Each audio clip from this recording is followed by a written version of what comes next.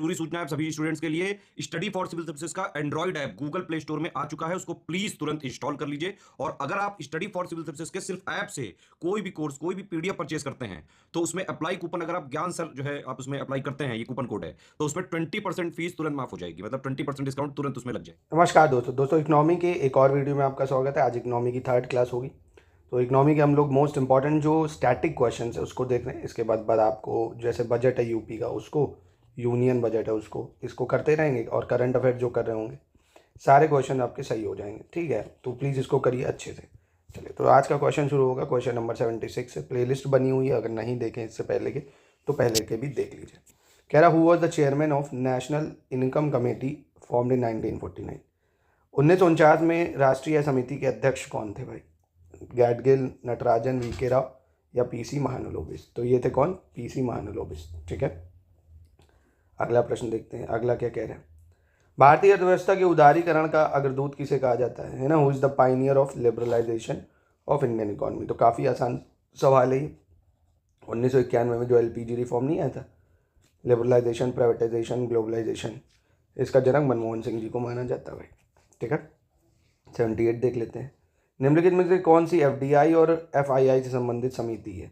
FDI और FII से related committee कौन सी है इसमें से? तो इसका आंसर कौन सा होगा भाई? अरविंद मायाराम कमेटी जो थी ये बनी थी एफडीआई और एफआईआई, है ना, फॉरेन डायरेक्ट इन्वेस्टमेंट जो होता है, और एफआईआई का मतलब फॉरेन इंस्टीट्यूशनल इन्वेस्टर्स जो होते हैं।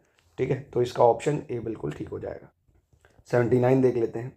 एक क्षेत्रीय ग्रामीण बैंक में भारत सरकार का हिस्सा कितना होता है? In regional rural bank the government of India share is. RRB में गवर्नमेंट का शेयर कितना होता है? बहुत इंपॉर्टेंट सवाल है ये, आपको नॉलेज के लिए भी इसको पता होना चाहिए। तो इसमें एक चीज़ आप याद रखो, जैसे जो आरआरबी होती है उसमें गवर्नमेंट ऑफ इंडिया का 50% शेयर होता है भाई। ठीक है, 15% आपका जो आपकी स्टेट गवर्नमेंट होती है, स्टेट गवर्नमेंट उनका स्टेक होता है। बचा हुआ 35% जो होता है जो स्पॉन्सर बैंक होती है, जो भी उसको स्पॉन्सरशिप कर रही होगी, है ना, उसका होता है। जैसे एसबीआई करेगी, पीएनबी करेगी, जो भी बैंक स्पॉन्सर होगी। तो आपको ये दो चीज़ें याद रखनी। 50% गवर्नमेंट का स्टेक होता है, 15% स्टेट गवर्नमेंट का। क्या चीज़ ये आपको पता थी दोस्तों? अगर देखो आपको नई चीज़ जानने को कुछ मिले तो उसको नोट कर लिया करो कहीं पे, है ना, भूल जाओगे नहीं तो आप। और इस चैनल को भी अगर आप नए हैं तो सब्सक्राइब करिए, काफ़ी अच्छे इनिशिएटिव इसमें आपके लिए लाए जाते हैं। और अगर आप हमारे साथ जुड़ के कंप्लीट तैयारी करना चाहते हैं स्टडी फॉर सिविल सर्विसेज पे, पूरा सिलेक्शन मटेरियल, पूरे सिलेबस को कवर करा जाएगा 360 डिग्री व्यू में, पूरी लिस्टिंग, पूरा आपको दिया जाएगा हर चीज़। फिर आपकी टेस्ट की प्रैक्टिस करवाएंगे, मेंस आंसर राइटिंग में कैसे 120 वर्ड का उत्तर लिखना है, कैसे निबंध को लिखना है, सारा कुछ आर ओ यूपीपी से सब एक ही जगह आप हमारी टीम से जुड़ के, मुझसे जुड़ के आप सीख सकते हैं। ठीक है, आपको इन नंबरों पर कॉन्टैक्ट करना पड़ेगा।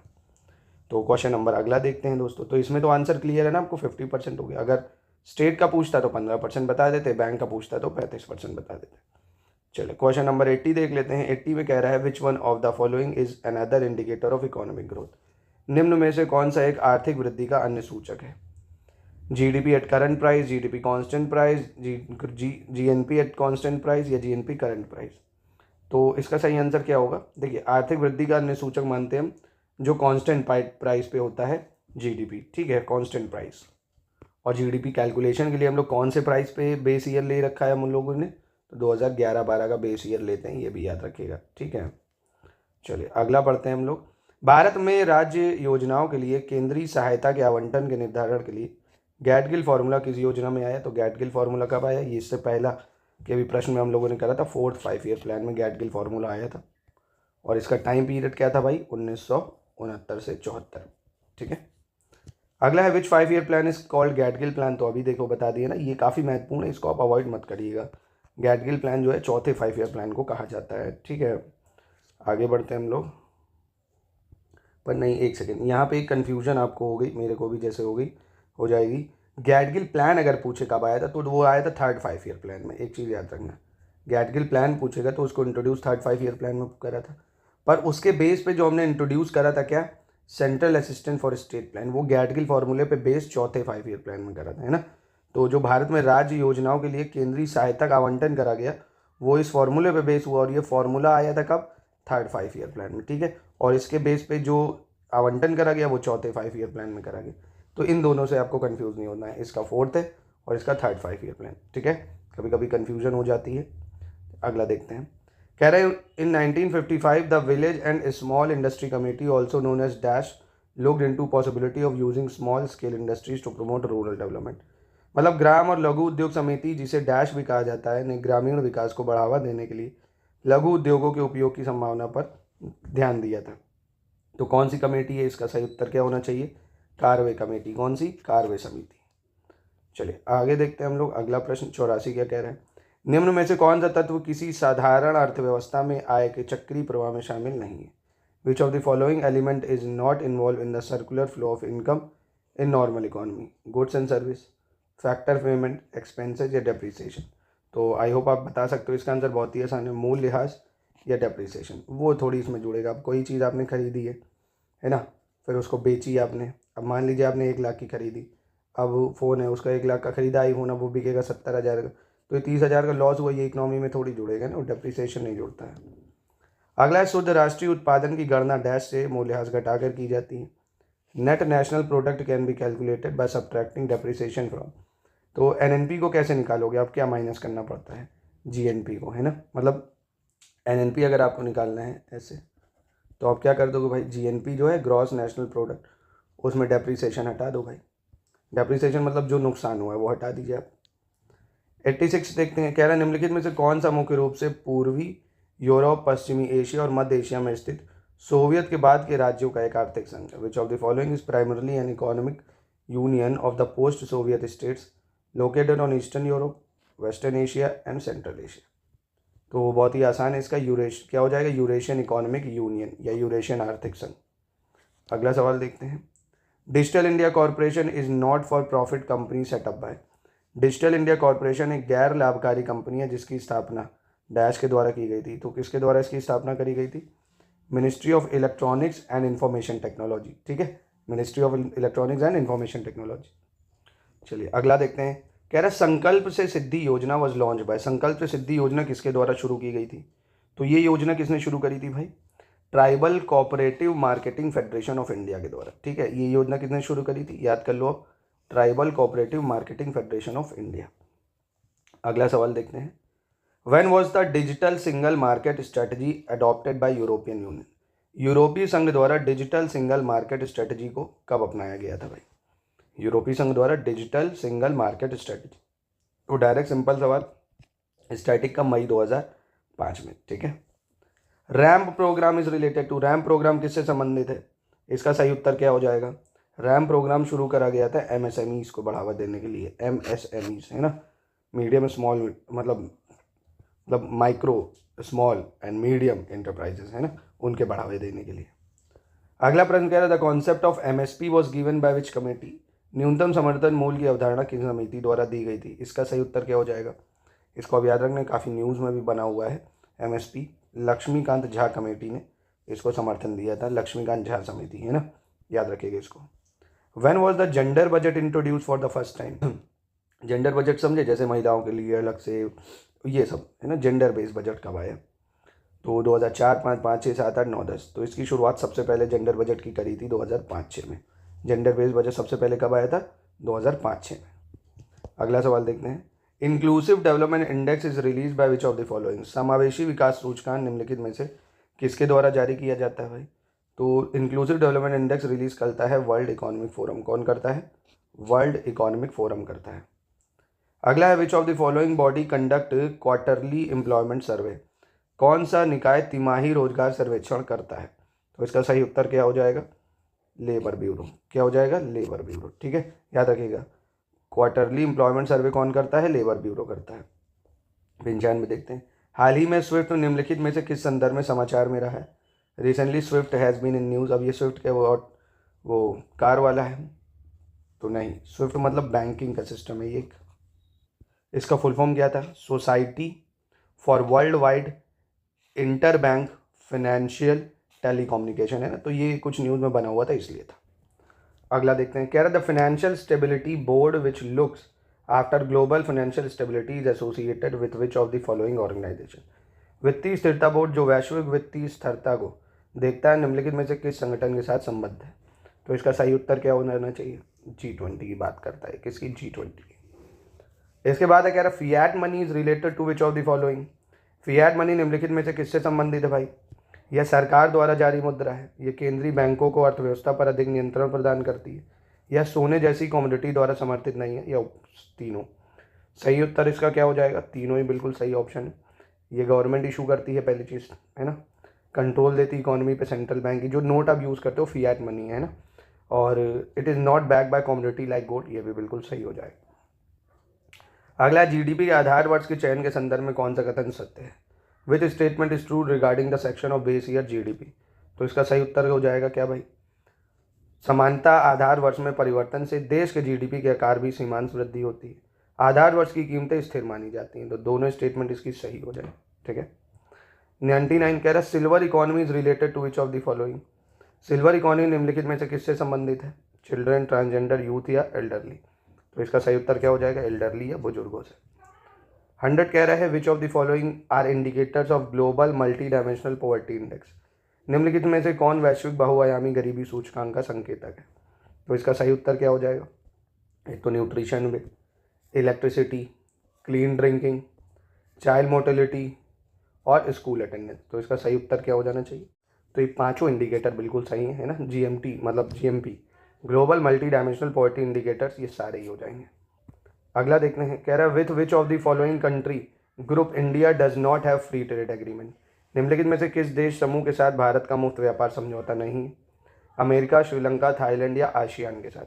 तो इसके साथ हो गया यूएसए है ना, यूएसए। आसियान से भी फ्री ट्रेड एग्रीमेंट है, श्रीलंका से भी है, थाईलैंड से भी है। अगला कह रहा है trade and development report is publish by which of the following institute? World Bank, World Economic Forum, UNCTAD या न्यू डेवलपमेंट बैंक? तो इसका सही आंसर होगा United Nation Conference on Trade and Development, option C. 103 देखते हैं, कह रहा है निम्नलिखित में से कौन सी रिपोर्ट विश्व आर्थिक मंच द्वारा जारी की जाती है? वर्ल्ड इकोनॉमिक फोरम कौन सी रिपोर्ट जारी करता है इनमें से? तो इसका सही उत्तर क्या हो जाना चाहिए? Travel and tourism competitiveness, global competition report, दोनों ही बिल्कुल सही हो जाएंगे है ना। तो इसका सी सही है, क्योंकि ease of doing business report World Bank निकालता है। 104 देखते हैं, कह रहे हैं India is not a member of which of the following institution या ऑर्गेनाइजेशन? भारत निम्नलिखित में से किन संस्थानों या संगठनों का सदस्य नहीं है? एपेक का, कम्युनिटी बेस्ड डेवलपिंग नेशन या आसियान का? तो दोस्तों एपेक का तो सदस्य है Bharat, community based developing nation और आसियान का मेंबर नहीं है। तो इसका आंसर 2 और 3 हो जाएगा। चलिए अगला प्रश्न देखते हैं, 105 नंबर क्या कह रहा है? Which of the following statement are true regarding the International Monetary Fund? अंतर्राष्ट्रीय मुद्रा कोष के संबंध में निम्नलिखित में से कौन सा कथन सत्य होगा, ये बताना है आपको। यह केवल सदस्य देशों को ऋण प्रदान करता है, इसका ये ठीक है। यह किसी भी देश को ऋण देता है, गलत है। यह केवल केंद्रीय बैंकों को ऋण देता है, यह भी गलत है।